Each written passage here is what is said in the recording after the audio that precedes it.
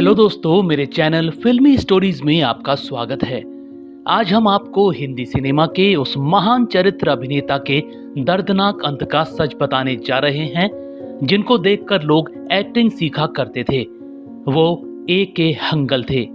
उनकी मौत ने बॉलीवुड के लोगों का असली चेहरा भी सामने ला दिया था। शोले फिल्म का एक डायलॉग जो अमर हो गया, इतना सन्नाटा क्यों है भाई, वो A.K. हंगल का ही डायलॉग था। आजादी से पहले वाले हिंदुस्तान के सियालकोट पंजाब में 1 फरवरी 1914 को अपने मामा के घर वो पैदा हुए थे। शोले में रामगढ़ के गांव वाले भले ही उनको रहीम चाचा बुलाते थे, मगर उनका असली नाम अवतार किशन हंगल था, यानी A.K. हंगल। पिता हरिकिशन हंगल अंग्रेजों की सरकार में अफसर थे और दादा तो बंगाल में पहले हिंदुस्तानी जज हुआ करते थे। कश्मीरी पंडित परिवार के A.K. हंगल शुरू से ही अंग्रेजों से नफरत किया करते। इसी वजह से मैट्रिक पास करते ही अंग्रेजी हुकूमत के खिलाफ चल रहे आंदोलन में कूद गए। आजादी की लड़ाई में अंग्रेजों की लाठियां और गोलियां दोनों खाई, मगर बच गए। आजादी के बाद पाकिस्तानी सरकार के खिलाफ भी बागी तेवर जारी रहे तो कराची में पकड़कर जेल में डाल दिए गए। 2 साल जेल में रहे, फिर मुल्क से ही तड़ीपार कर दिए गए। साल 1949 में बंबई आ गए और यहीं के हो गए। कम ही लोगों को पता होगा कि जवाहरलाल नेहरू रिश्ते में इनके मौसा थे। नेहरू की पत्नी कमला और हंगल की मां रिश्ते में दूर की बहनें थीं। खैर, हंगल बंबई तो आ गए, मगर करे क्या, उनको अच्छे कपड़े पहनने का बड़ा शौक था। इसी वजह से दर्जीगिरी सीखी थी। किसी ने कहा यही काम करो तो उन्होंने शुरू कर दिया। वो इतने मशहूर टेलर हो गए कि उस जमाने में उनकी दर्जीगिरी के लिए 500 रुपए तनख्वाह मिला करती थी। अब बताते हैं कि वो फिल्मों में कैसे आए। बचपन में पिता इनको पारसी थिएटर में नाटक दिखाने ले जाया करते थे। बस उनको एक्टिंग का शौक यहीं से लगा। दर्जीगिरी करते करते ही वो इप्टा से जुड़ गए। वहीं बरला साहनी जैसे दिग्गजों का साथ मिला तो अभिनय में पारंगत हो गए।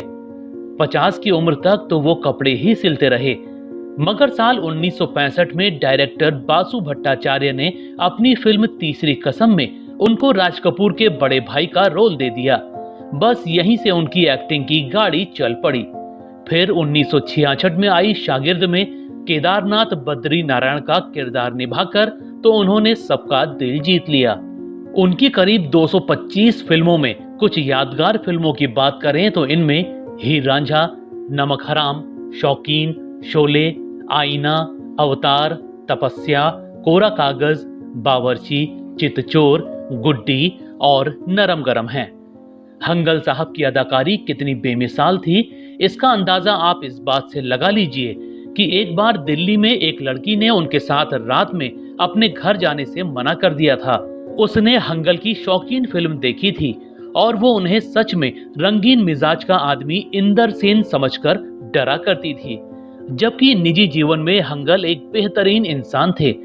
उनकी शादी मनोरमा नाम की लड़की से हुई थी, जिससे उनको एक बेटा विजय हुआ।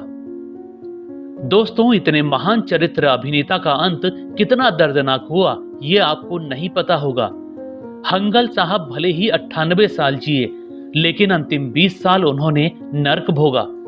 फिल्में मिलनी बंद हो गई थीं और लड़का विजय भी फोटोग्राफर था, जिसको काम मिलना बंद हो गया था।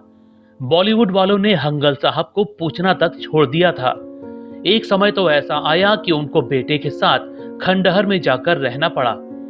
खाने और दवाइयों के पैसे तक उनके पास नहीं बचे थे। कभी कभार किसी फिल्म में छोटा रोल मिल जाता, मगर उससे मिले पैसे गुजारे भर के भी नहीं होते।